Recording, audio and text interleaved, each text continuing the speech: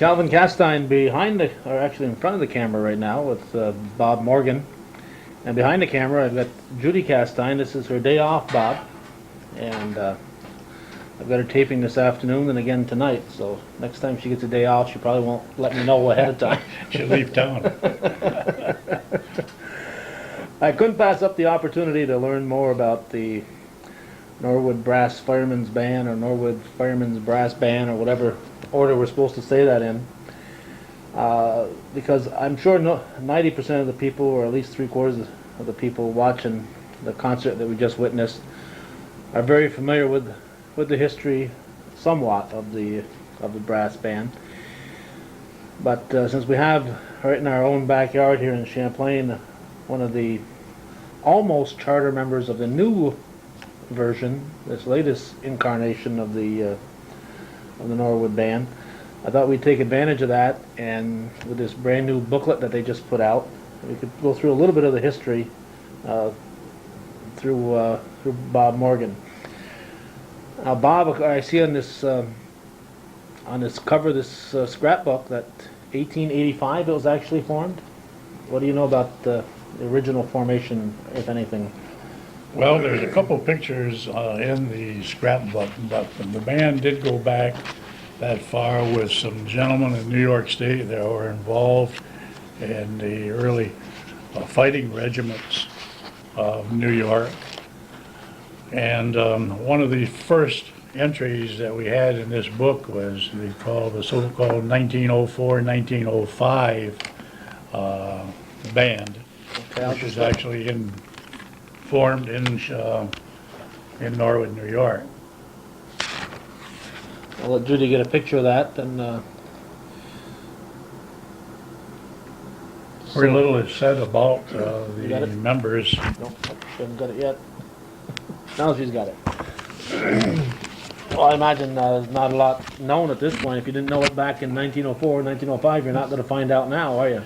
No, it'd be pretty tough. I would imagine some families, of course, may have similar photos, but with names and so on, but attempting to establish names for this photo here is next to an impossibility. However, and this, like I said, was some of the original so-called fire department bands, although back in those days they were more known as the village bands rather than being associated with the fire department. But they still all end up to the same great outfit that we got today. And the picture on the adjoining page showed a picture of the band in 1910. This is getting closer to your era, right? And it's getting closer, but still a few decades away. Okay, Judy's got the picture of it. This is the 1910 version. Right.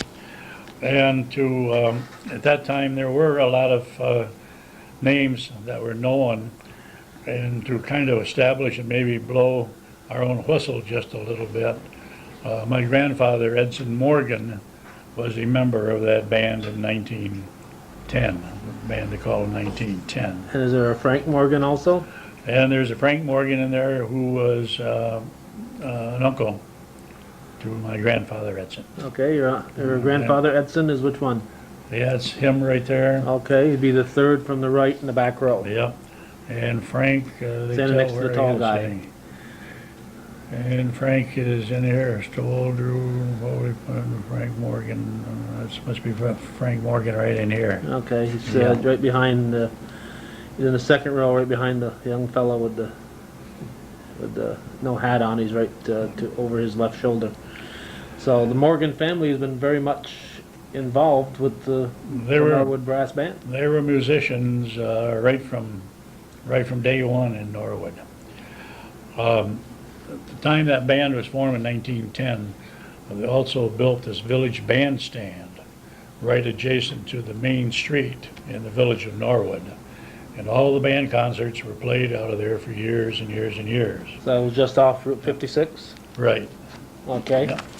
And the idea when that bandstand was demolished?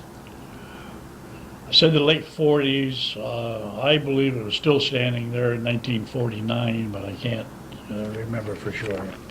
1949, 1950. You know, bandstands were such a part of life through the first half century of the 1900s and before that.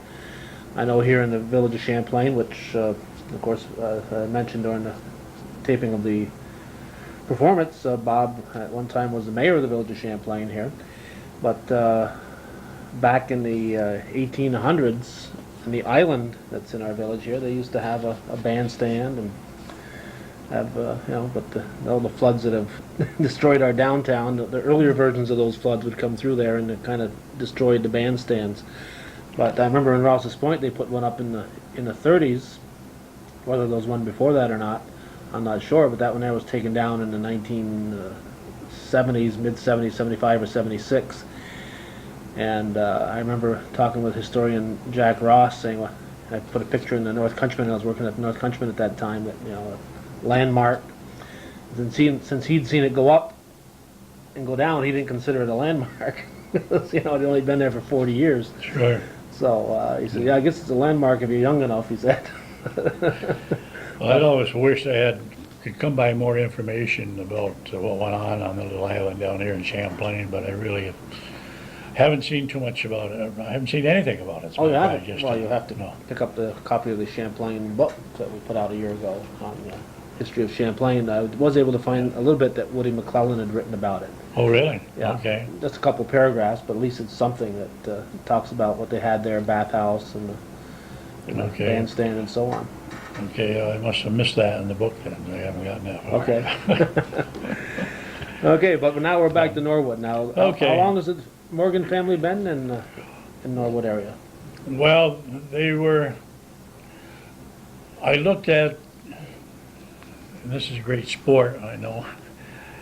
Outside of the village of Norwood, towards Potsdam, there is a small, about 1 acre cemetery where all of our ancestors, or the biggest share of them, apparently ended up in, because there was an awful flock of them in there. And I think the one that lived the longest in that original group died in 1905. So they all came over around this area from Vermont in about the 1840 season. And I think between Ann and myself there that we counted 12 of them buried in this cemetery. Now you just said Vermont and you said Morgan, so I have to ask you, Justin Morgan had a horse, know him as the Morgan horse. Are you related to Justin Morgan? I have no idea. Never. I don't think the name Justin, it doesn't appear in our family tree. I don't think we got any claim to fame there. Well, maybe at some branch you might have. Never know. Yeah, I'm sure if you dug into it. I know my mother's family. I had to go back. She's a Trudeau, and I had to go back 8 generations, and 8 generations down. Her and Pierre are cousins from the original Trudeau when I landed in Montreal. Mm-hmm. So I think if you go back, you might find that you are You're tied in there somewhere. related Huh? to Justin Morgan somewhere.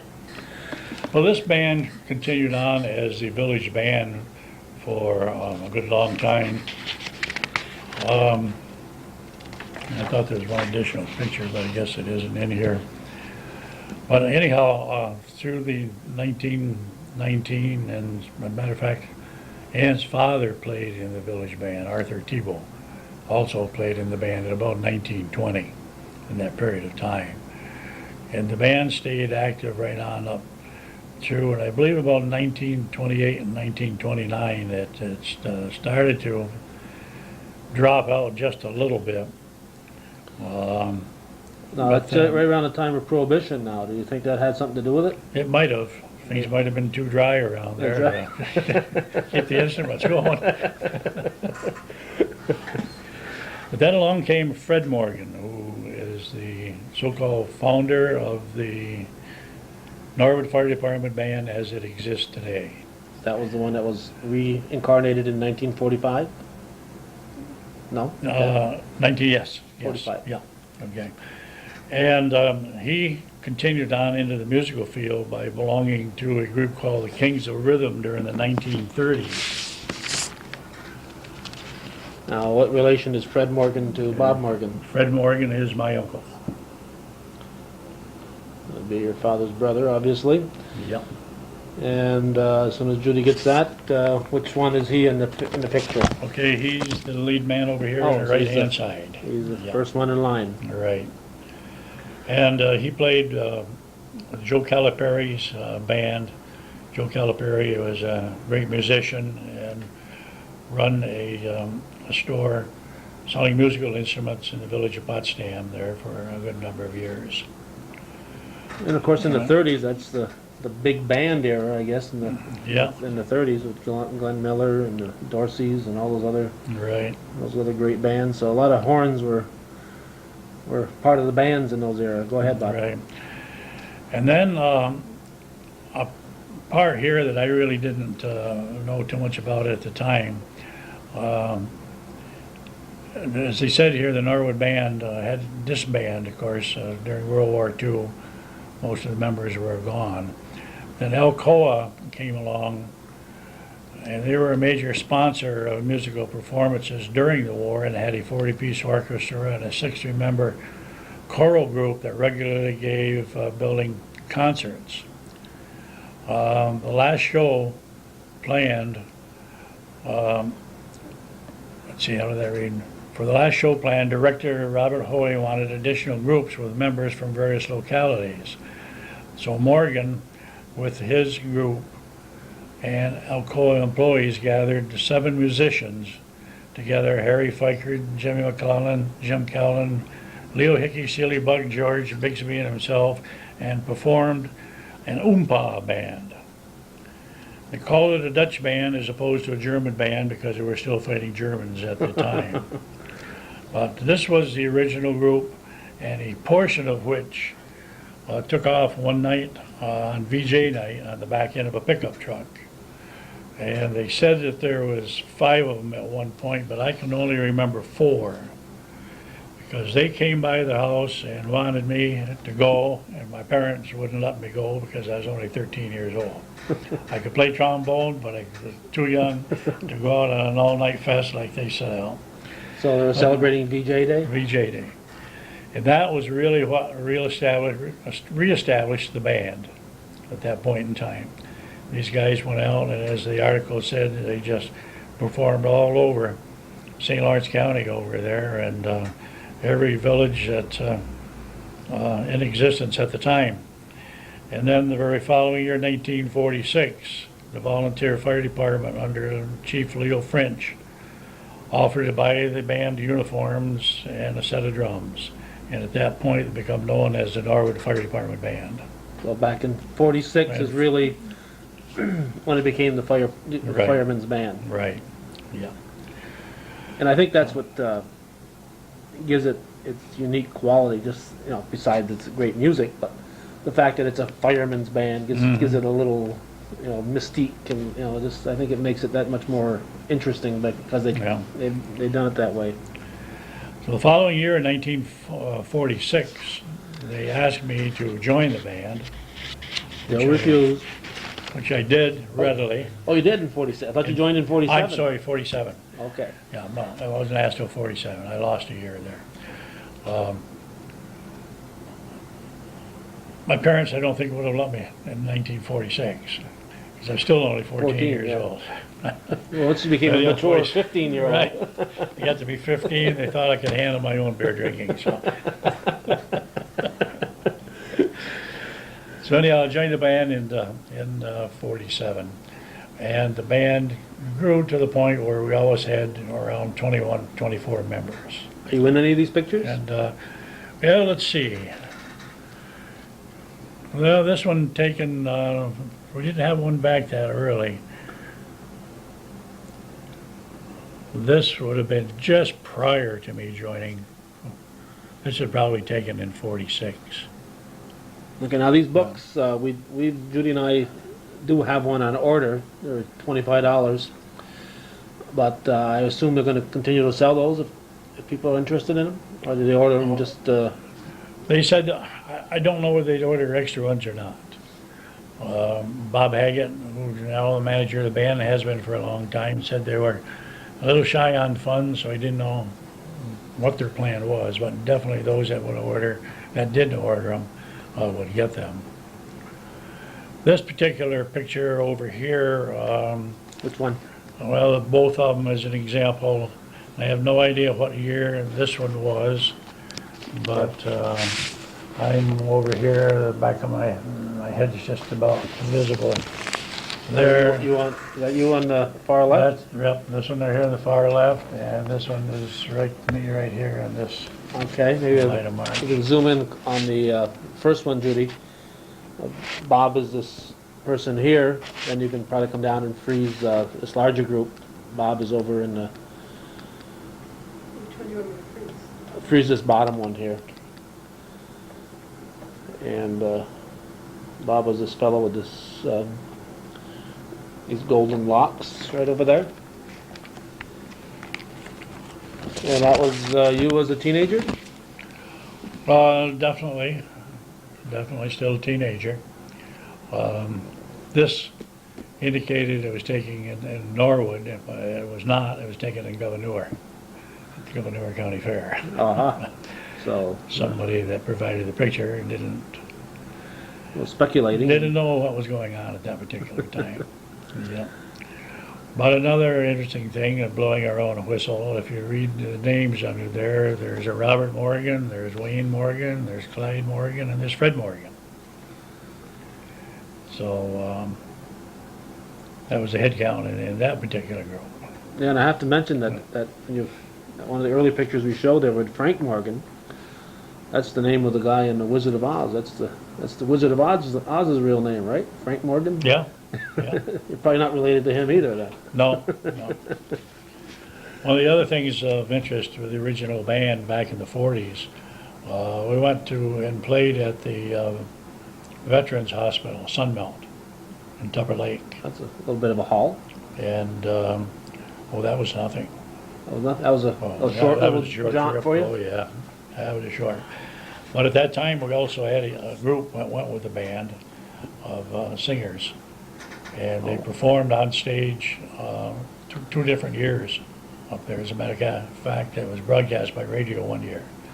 We did that for all the veterans that were in the Sunmelt Hospital Wow. back in the 40s. So you got, looks like about 8, 10 singers there. Yeah.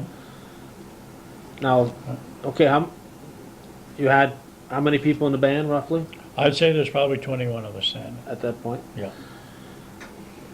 And how far away would you travel? If you said Tupper Lake was a little jaunt. Well, we used to play on the front porch of the Adirondack Hotel in Blue Mountain Lake every year. Long Lake, I'm sorry. Okay. Long Lake, She's okay. up near Indian Lake. Yeah. Was that the farthest? Yeah, it probably was the farthest one right there. Now they would hire you. Is that how it worked? Or what? Veterans, the hospital, of course, Yeah. that was volunteer. Right. But yes, the Adirondack Hotel used to hire us to do a concert there on Sunday afternoon and Sunday evening, 2 concerts. And we used to play for the village of Tupper Lake also, in the downtown section, as well as the hospital.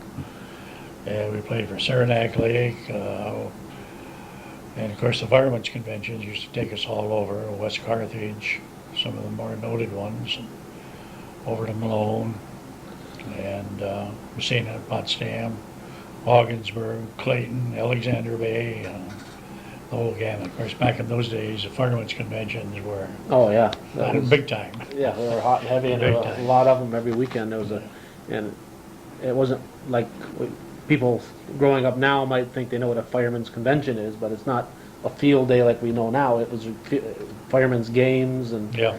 almost a parade, of course, but there were real games where they go out and climb ladders and hook up hoses and so on. Now, one of the things besides the great music is that the Norwood band put on a show. They don't just play the music. They're standing when they play. Did you guys stand when you played? Did you play on your feet? When we were in the bandstand, we used to remain seated. We played many numbers standing. I think it gives it more life when the group Yeah. is playing standing. I think it just Right. charges the, The thing that's interesting, and a comment you'll see in this book over here, is that they use no music nowadays. Back in our days, look at that picture, you've Yeah, got sheet. the stands there, where we got all the printed music right there in front of us. And, but nowadays, we don't do that at all. Just play from memory. yeah, like a rock and roll band would. Yeah. Yeah. Yeah, that's great. Yeah. Now, you're a marching band also, I assume, in that era? Oh, yes. You'd march, you'd play during the parades Yeah. and march and, Yeah. did, now I know you said back then they had singers, but I think another thing that, I find fun about the band is that they do sing some of these old songs. Mm-hmm. Not that they're trying to impress anybody with their voices, it's just a kind of a sing-along type of Right, thing. yeah. Was that something that was And we popular always in your used- era, oh, era yes. when you didn't have the? Oh, yes, yeah. When we were in that old village bandstand. We do that quite often, way back then. So this is a tradition that at this point has been going on for well over 50 years of that type of music that we just witnessed. Yeah. And one thing, if you ever was to follow the band any place, you can rest assured that that bus has got a concert going on it inside all the time. All the time. All the time. And if they don't, something's wrong. Well, I can see the guys with the little horns there, but you get some guys on the bus with those trombones. Yeah, they have to sit in the front seat. But there was more singing than playing in the bus. But when the parade ended in Norwood Friday afternoon, in order to get us back into the village of Norwood, they had to take us out through Knapp Station and around through Norfolk and back in that way. And by the time we got halfway to Norfolk, everybody was singing. Now, you're They talking this continued to past sing. weekend. Yes, everybody was singing. They roll down the windows and entertain the whole village as you go through. And Now, I gotta plead my ignorance here, because I'm not sure, is it Norfolk or Fork? How is it Whichever. spelled? How is it spelled? We all- F-O-L-K? yeah, Yeah, but it's pronounced Norfolk. but people say Fork as much as Folk, huh? Yeah. Okay, 'cause I always assumed it was Norfolk, spelt that way, and but now you said Fork, I said, wait a minute, he's a native, you ought to know. Yeah. So anyhow. So yeah, let's talk about the parade, The, before we forget now. Oh, okay. After we witnessed the concert on a Thursday night, and the parade was, you had a whole weekend here to get together, right? yeah, on that, the next day, Friday, we reported back to the downtown bandstand, and they loaded us on buses and took us over to the outskirts of town where the parade started. And the guys that were, with two exceptions, the guys that had the instruments and were playing in the bandstand also played in the line of march. They just added to the present full-time band. So I believe the numbers are up around, went from 24 up to in the neighborhood of 59 to 65 in the line of march. And the people said it just sounded fantastic to have that many I can more imagine. instruments in there. On the other hand, us poor fellows that haven't blown a note on an instrument in years and wouldn't have enough wind to do that, nor enough wind to march a mile and a half of the parade, we got to ride on a float. They had a matey float over there, and they got a team of horses in to draw it. And so there was, I believe, 18 of us that rode on the float for the entire length of the parade. In addition to the float, we had another smaller wagon drawn by one horse, and on that wagon was mounted Fred Morgan's famous tuba that had the mailbox mounted in the outlet of the horn. Now, I don't know if you got exposed to any of that over there the No, other night. If- no. Okay, then I will elaborate on that. As a matter of fact, before we forget it, let's do it right now. Sure. When Fred Morgan became ill and could no longer play the instrument, he decided to take his original tuba and he mounted a mailbox in the horn and he set it up at the end of his driveway on a regular post, so it looked like a mailbox, Right. a country delivery mailbox. The only thing is that anyone that opened up the mailbox was met by a melody played by the Norwood Brass Firemen, which was recorded, and the record was starting playing automatically anytime you'd open up that mailbox. Is it battery operated or? Yeah. And there used to people come from miles around. As a matter of fact, that's been published in this book that they have published here in the United States, Mailbox Mania, they call it, Uh-huh, never heard of in it. which they show mailboxes of all sizes and descriptions and so on. And he is in that I would publication. imagine so. But at night, for years, college students would come down in the middle of a beer party or something, and they knew where that horn was.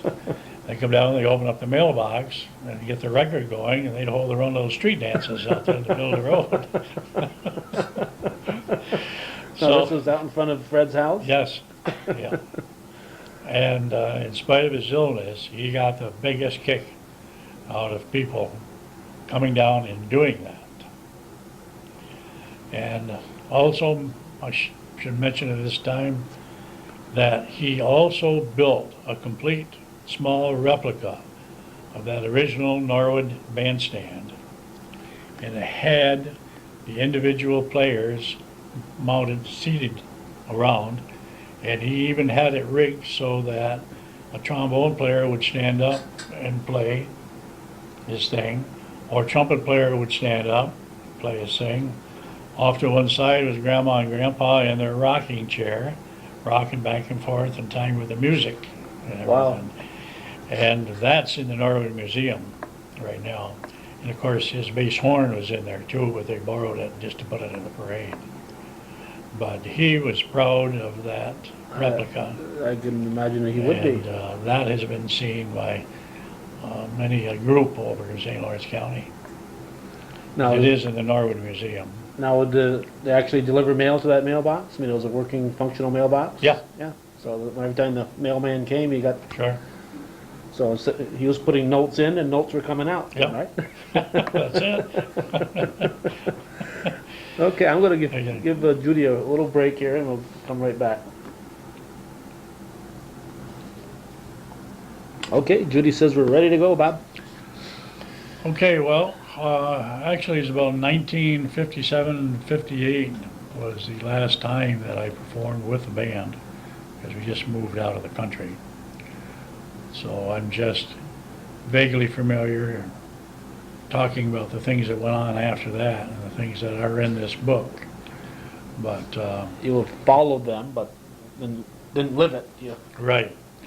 And I did that because my uncle was the founder of the band. He carried on a good number of years before he got so ill that he couldn't. And then his position was filled by Bob Haggett, who is my cousin.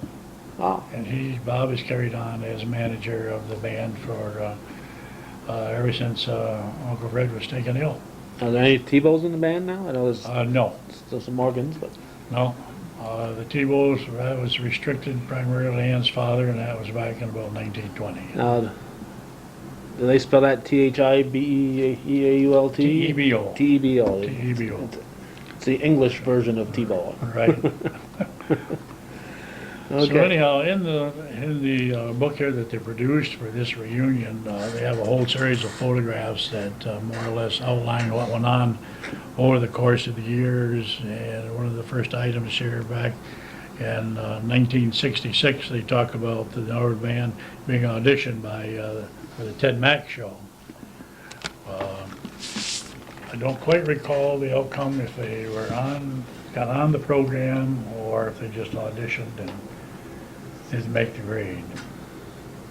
That, for all of our younger viewers, Ted Mack's Amateur Hour was Well, maybe they could, people watching here in 2003 might compare it with, what's that, Star Search, or, they had, what was that one they had this year, Idol?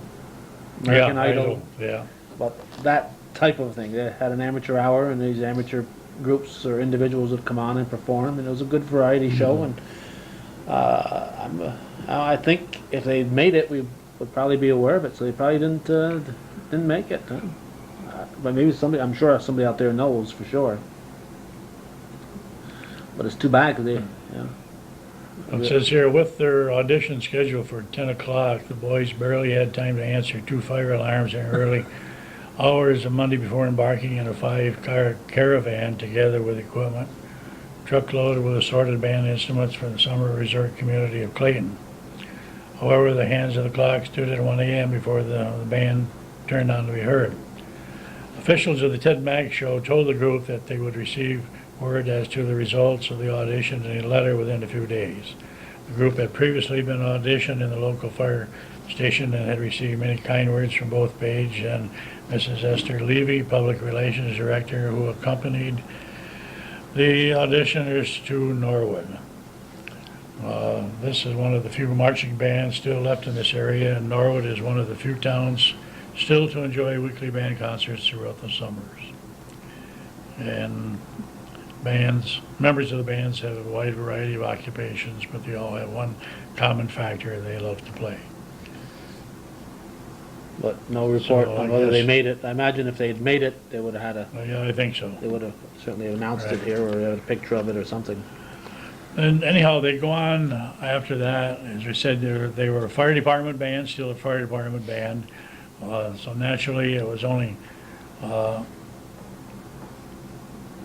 common sense that they would go with the fire department wherever, and the state convention was one thing that was very seldom missed by any of the bands, particularly the Norwood group. Missed by any fire department, I should say. Right. And especially the Norwood group, along with their bands. So they have a series of photographs taken here, and this particular one right here is a 1968 state convention in Syracuse, New York. So this is the Firemen's Association, Firemen's Association of New York State Convention, and I can imagine they were very well received at something like that there. When firemen get together at a convention, I'm sure they're in a partying mood, and to have a band like that perform it must really perk things up. And we're only on about 8 pages into this 36-page book here, so we have to. I'm going to move right along. The next pages, they look about the photographs were taken in the 1969 State Convention in Buffalo, 1970 Convention in Watertown, 1971 Convention in Niagara Falls, and 1972 State Convention again back in Syracuse. So they were there every year, and I imagine backed by popular demand as much as anything else. Right.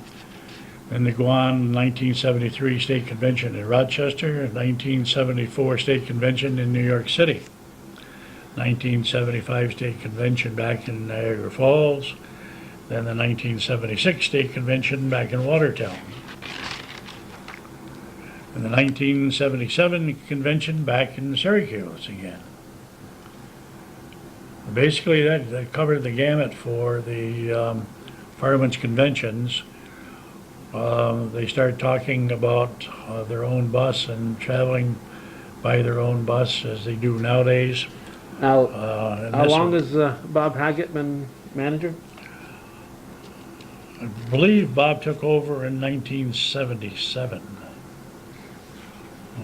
That's written up in here someplace. Well, he's been manager for quite a while. Yeah, He must have done it at a relatively young age too, then. yes. Yeah, I think it was, quite sure it was 77. This one here is a picture of the 1980 State Convention back in Rochester again. So see, those are quite the popular events. And then they were invited to play in Albany.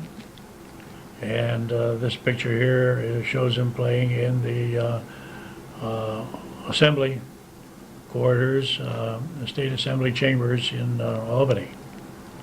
And they have letters from Mr. Martin, David Martin. Speaker at the time, thanking them for their participation and so on. This was before he became our congressman. And then they go on into a trip to our national capital, played on the steps of in Washington, D.C. Let me get a shot of that. If,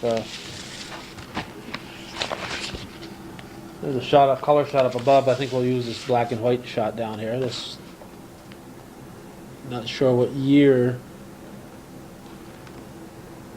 this would be. You got it.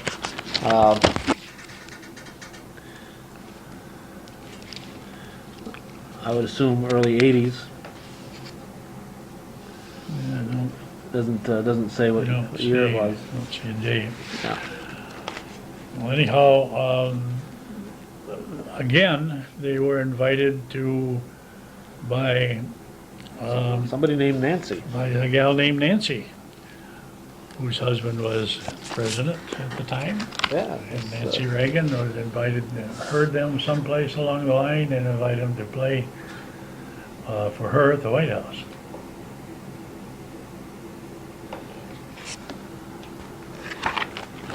Well, right about that time there, you were saying, "Gee, I wish I'd kept up my dues with the band." Huh? Yeah, I'd often wished. But one thing that Uncle Fred always used to say, he said, "We'd like to have you play in the band. What that means, you play in the band. If you're a band member," he says, "you will do all the rehearsals, you'll make all the trips. That's what's going to make us a good band." And of course, I had moved out of the territory, so Wasn't very practical. it wasn't possible for me to try to maintain it, but I know there've been worlds of fun. Particularly in 1984, when the band was chosen to represent the United States at the ceremonies of the Winter Carnival in Sarajevo. This was the year after, excuse me, the Olympics after the 1980 Olympics in Lake Placid. And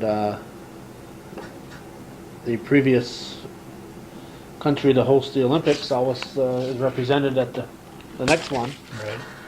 And So, representing the U.S. in contingent was Yeah. the Norwood Brass Band. That's and probably the longest bus ride they took, though, probably over the years.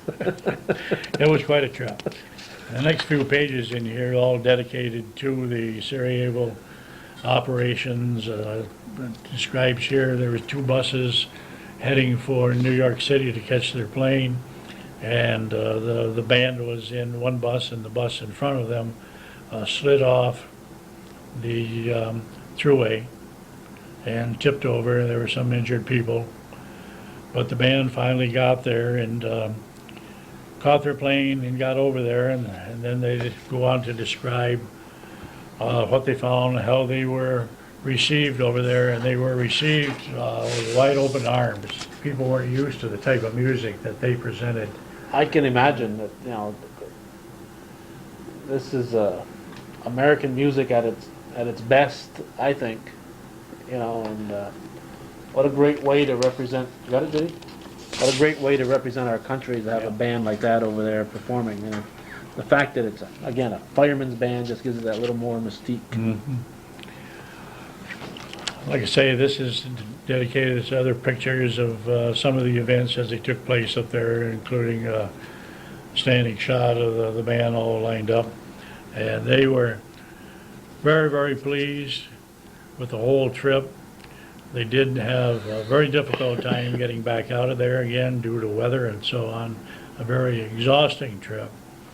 But when they arrived back in the village of Norwood, which I think was something like 4 or 5 o'clock in the morning, they told me the whole village was out to welcome them back into town. And yeah, they continued on again with a lot of pictures and waiting in the airport, pictures of the hockey game. They did have some time to themselves and were able to watch some of the sport events that are taking place over there. Here it says, Norwood's pride and joy delayed, a welcome home party planned, and they did have a party. Did they play at their own party? Oh, yes. They play at the drop of a hat anywhere. So there again, they said nothing but a series of pictures of welcome home with the hugs from the waiting families and so on. And it says on parade, it says true to their promise, the Norwood Brass Firemen performed for the home folks this morning, topping off their return from the 1984 Winter Olympics in Sarajevo, Yugoslavia, with a parade around the village square, followed by a sizable number of more than 200 people who gathered to welcome them home. And the band played the Saints, Babyface, America the Beautiful, and other tunes. And this was in the middle of the winter. Yep. And I might add, just very shortly after that, I called Bob Haggett and reminded the band, and I don't know why they did, but I reminded the band that they owed me one. And that I was calling that in by asking them to come over and take part in St. Mary's Bazaar parade Annual that same parade. year. So this was, over here in St. Mary's, was their first performance after coming back from Sarajevo. Wow, outside that little impromptu thing in Yeah. downtown Norwood. So that was in 1984. Yeah. So, there again, they go on to talk about playing for Reagan's inauguration. And 1985, inaugural parade for Reagan. These again are just some pictures taken around Norwood and their field days in Hanawa Falls and their field day up there. And a full picture of 1985. And an annual review ceremony prior to departing for Northern New York Convention. And I imagine their numbers went up a little bit in '84 when the word got out that they were going to Yugoslavia. Did people try to join? No, I don't think there was any real newcomers. They thought I could quote the number. Seems to me like they said there was 28, I believe, in the band in Sarajevo. I don't recall that number for sure. But anyhow, in addition to going to D.C., they, and I don't recall how they finagled this one, but anyhow, they got invited to play at the Indianapolis 500, which they graciously did. Well, I imagine you get invited to that, they've pay your expenses to get there. They were usually well taken care of by the organizations. And sometimes the brass firemen, just because they wanted to go, took care of their own expenses. They don't want to go bad enough. Yeah. Now, there was at least one number where a banjo was brought out and added a little life to the concert the other night. And there was one wood instrument. Now, has it always been predominantly or entirely brass? Oh, yes. Yeah. No, I'll say that. Back in the early days, we had a lot of reed instruments, saxophone and clarinet. But over the course of time, those phased out. It's primarily the brass firemen now. Well, wouldn't the sax be considered brass? No. No? No. What's it made? It's made out of brass. Isn't Yeah, it is. But it's not considered a... But reed instruments are, the mouthpiece where they have a reed. I see. Yeah, and that falls in that classification. So, in spite of what it's made out of. One is brass, It's a not reed- brass. It's a reed instrument, right? Okay. Okay, these are just some miscellaneous pictures again of the group and various poses and locations. And the same thing over here And they've provided a page in here for autographs. And again, some pictures of the band down at the Messina concert in 2002. Played a lot of miscellaneous concerts over the course of the years. I can all imagine over. you probably couldn't possibly have a number on them. No. There's probably no accurate record of the number of concerts that Norwood Brass Band has performed at, between parades and concerts and field days and In conventions. Norwood, we always played, I'm quite sure it was 10 weeks, 10 concerts 10? every summer in Oh, Norwood. Wow. Do they still play on a regular basis, do you know? They do, but I'm not sure whether they're committed to a certain number or not, because they have a lot of other programs that are presented there now with that on the green. Yeah, I saw that. there in Norwood, yeah. They have a concert series going on there in Norwood. Now, I have to ask you now, I found out about this concert on the internet. I was searching the Malone Messina Chamber of Commerce for events, and I just wandering through this list, and I came across this Norwood reunion concert, and I said, well, maybe I can talk Judy into coming along with me. And it's a bit of a haul. It's, 90 miles or so from my house to the village green. So I didn't know till I got there that this was the first ever reunion concert. That's correct. And my wish was, I said, this has got to be the first annual reunion concert. But that ain't gonna happen, is it? No. 5 years. So He's definitely made up his mind every 5 years. your cousin Bob Haggett has told you, mark your calendar, 5 years from now, Yep. 2008, 2008, 4th of July falls on Friday again does it? in that year. Yeah. So it'll be on a Thursday? So they're going to have the same lineup again. Okay, mark our calendar, Judy. So you spent the weekend there in Norwood? Yeah, we had a ball. Acquaintances and, Yeah. Of course, all of our families, or original families, or what's left of them, are all in Norwood. now you had, there are several Morgans that stood up there. Now I know you had at least one brother that Yeah, was in the band. yeah. The He other started Morgan's he started cousins? 1 year after. Yeah, he started I at 48, I think, yeah. Yeah. The other Morgans mainly There cousins? were two cousins. Both of them were Fred Morgan's sons, Jack and Chuck. They were there. The other band members, heavily in number, are Haggetts Haggetts, which are And- your cousins again. and their cousins. Yeah. Their mother was Olive Morgan, who was Fred Morgan's sister.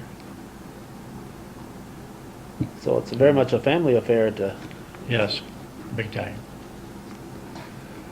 Yeah, there's been as many as, in a band of 19, there's been as many as, I think, 6 Morgans in a given appearance. wow, Yeah. and an occasional Haggett. Yeah, back then, but now it's just the other way around. More Haggetts than Morgans. Right. Yeah. Well, anything else? I should point out that this was created by Darren Legary. Is that how you pronounce that? He's one of the band members. Yeah, it's a brass fireman's scrapbook, 1885 to 2002. I would imagine the museum would have a copy of it. Yes, I'm sure. Yeah.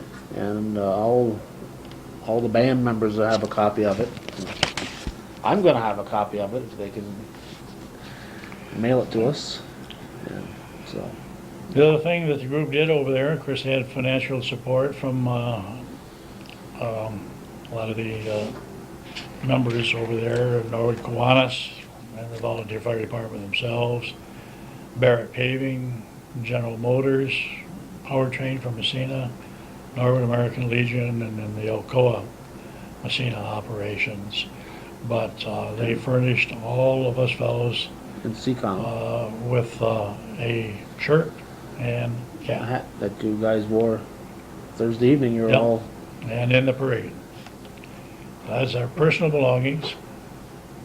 And fellow right there, Robert Haggett, done a fantastic job throughout the course of the years and bringing that band along and organizing this, any glare? No. this homecoming. No, he's a little older than that right now. This is a couple years ago.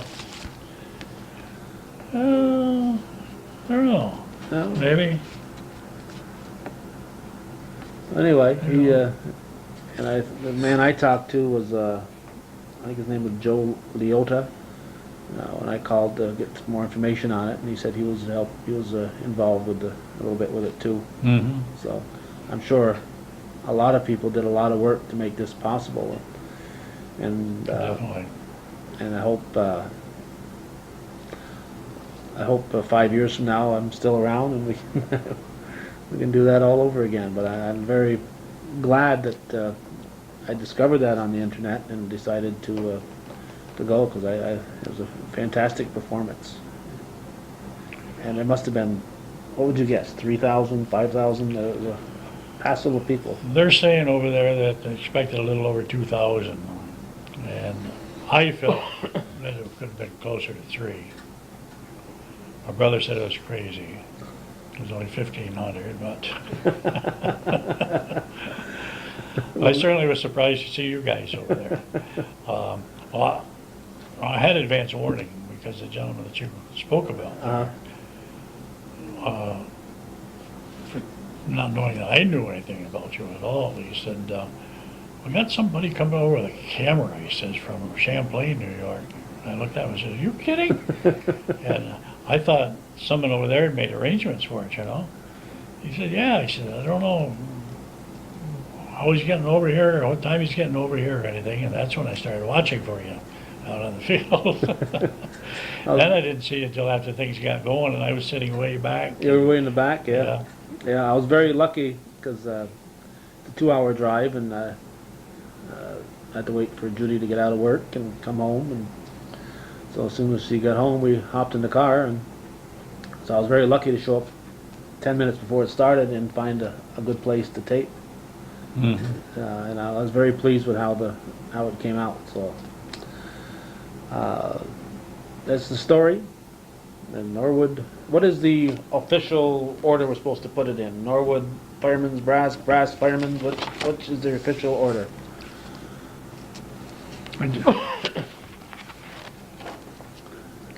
Got to throw in fire department there somewhere too. So No, the band is known as the Norwood Brass Firemen. Norwood Brass Firemen. Well, I'm not sure. Look, they made a new tape. Yeah, Let me look. You got it? We know we've got it at home. We listened to it twice on the way home. Look and see. Here it says the Brass Firemen. Okay, Norwood Brass Firemen. Oh, that's one of the, we're getting low, getting close to the end here. Is it always been men only? Is that by design or just circumstance? Back when we were doing concerts in the park, we did have some females in there that played. And I would be happy to announce that both of them were Morgans. Figures. But they were both aunts of mine. Okay, so it's not unprecedented to have a female. Judy's No. telling me that our tape is going to come to an end here if we keep going, Bob. And I could probably keep going for at least another 10 minutes. So I want to thank you for taking time on this Monday following this big concert to chat and fill us in on the history of the Norwood Brass Firemen's Band. Well, I tried to be as accurate as I could. I appreciate the opportunity of being able to do it, too. All right, thank you, Bob. Okay. Been chatting with Bob Morgan and talking about the Norwood Band.